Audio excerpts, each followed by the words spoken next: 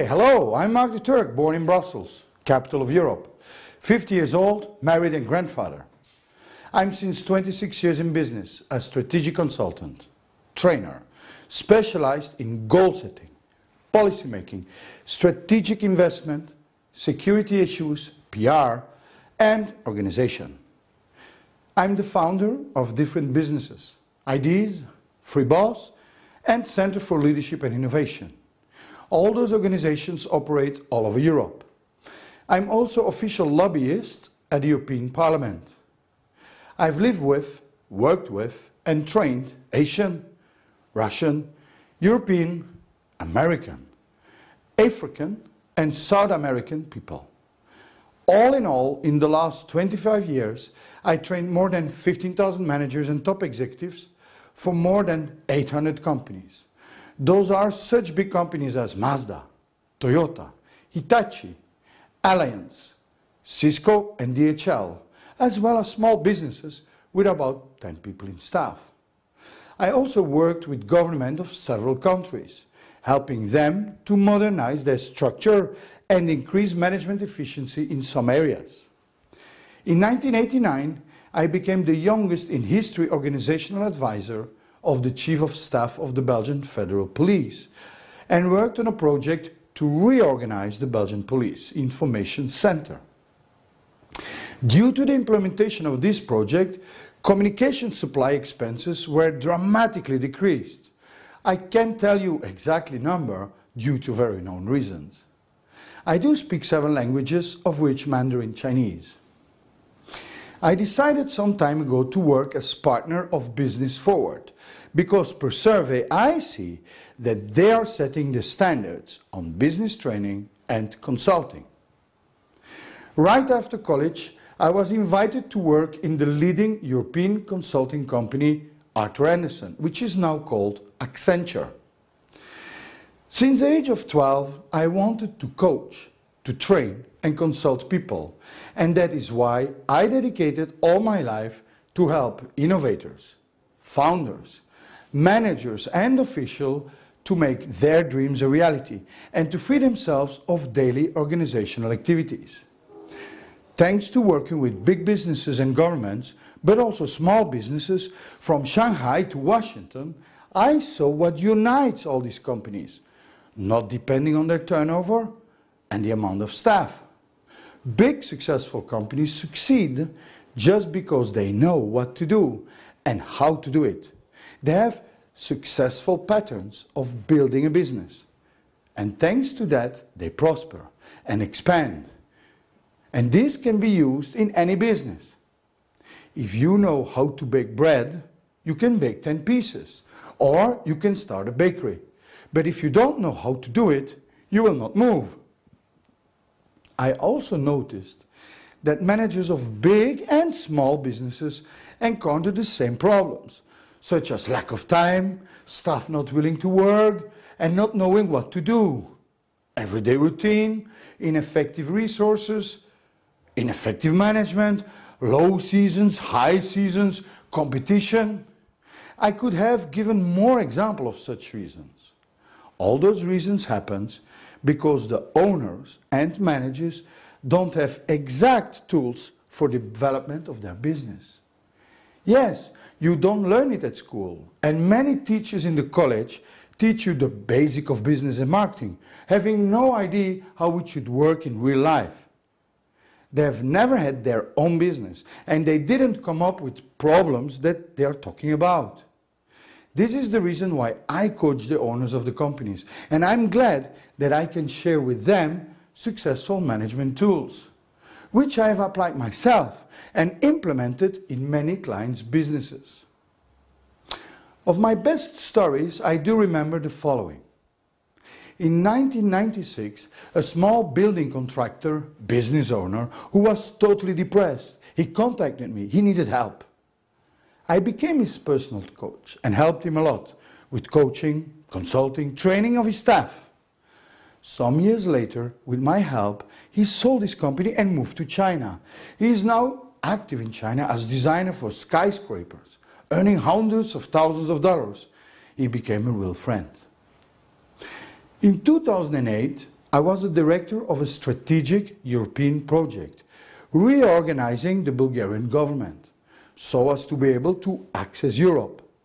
We worked on changes in the law, IT, human resources management.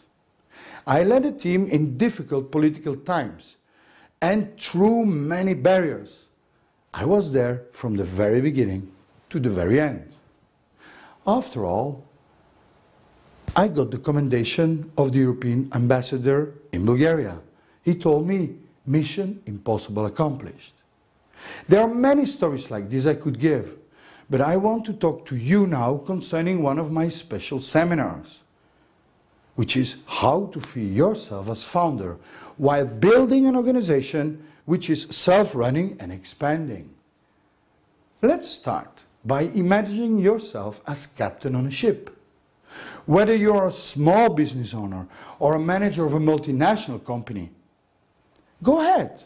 Imagine yourself as being captain on a ship. What would be the first problem? Well, the first problem would be where to go, which goal to follow, right? If the goal is unknown, your sailors will become drunkards. They will make revolt or simply leave you, and your ship will stay in the port, growing in seaweed. You know, I've noticed one interesting thing.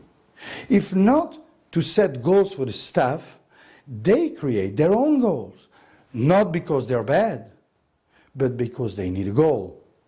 Any goal is better than no goal. And there is no goal, and if you as a captain do not want others to have their goal, the goal will be to get you. Now, how to correctly set your goals for the whole company and separate departments which lead to the company's expansion, you will see at the seminar. Once you have the goal, you need some rules, right? How to do this, and more important, on how to write them, so as them to really be followed by the majority. We will see that at the seminar. When you have a goal and the rules, normally some employees will be against them. You know, many people at work are used to chat in social networks, drink tea, smoke every 30 minutes, do you see? Of course they won't agree with the expansion of your company and start to attack. It would be too nice if there would not be a reaction, right? It is even more simple. If there is no reaction, the goal is not strong enough. Approximately 20% of the people inside and outside the organization will be against this goal. And those saboteurs, whether hidden or open, will take energy and time to ruin your company. Not all of them will tell you openly about their objections. Now, how to see those people, to prevent the damage to the whole team? This we will see at the seminar. Your goal, your policy now being accepted by the majority, you can now really organize and manage. But what I've seen in the last 26 years is that a lot of managers do not know how to manage. Let us take the example of a hotel manager. He has 3 cleaners. He tells all 3 of them to clean the room. All 3 are very motivated, intelligent, know the goal and the policies. But all 3 of them are cleaning the office in a different way.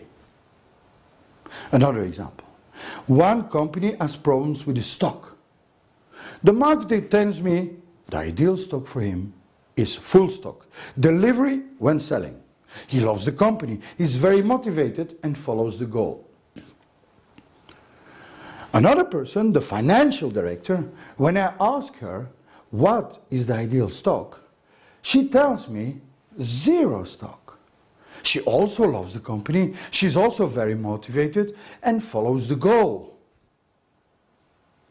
When I ask the stock manager what is his ideal stock, he tells me all boxes of 1 kilogram, different etiquettes, so that he can easily find and bring the things back in their place. 1 company, 3 people, 3 good people, 3 motivated people, 3 people really behind the goal of the company, 3 different ways to see the stock.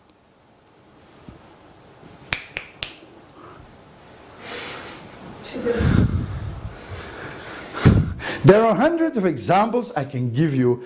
I mean, there was a small error. One paragraph was double. Tuk, that's why. There are hundreds of examples I can give you similar to this. And this I cannot read anymore. In order your company really start to expand, you should be able to look at the state of affairs at the moment and make the thing go right. And here is where most companies fail. They do not have a measurement tool of the today's situation over time. A situation is always in movement. Nothing is static. Things go better or worse. And one has to be able to measure this. Why to manage? I'm afraid to say so. But most managers today, when they evaluate people's work and when they manage, they act as either relationship managers, crisis managers, rumor managers, but not as real objective managers. More often, what is even worse, the company starts to grow very fast, and I know many companies which couldn't control this growth and broke like a soap bubble. And the seminar will see in details how to organize the management of the company in the moment when things go down, as well in moments where the company started to expand. So you have a step-by-step plan of actions for each of those conditions, which will let you gain stability and forget about the ups and downs in your company. And then management becomes easy. If a situation goes up, do not intervene. Let people continue and commend them. If on the other hand a situation goes down, intervene, but in a correct, objective way. A manager is only happy when his business stops being a routine and becomes an exciting game. After all, life is created to move forward and to play big. Come to my seminar and I will tell you how to start playing a real game.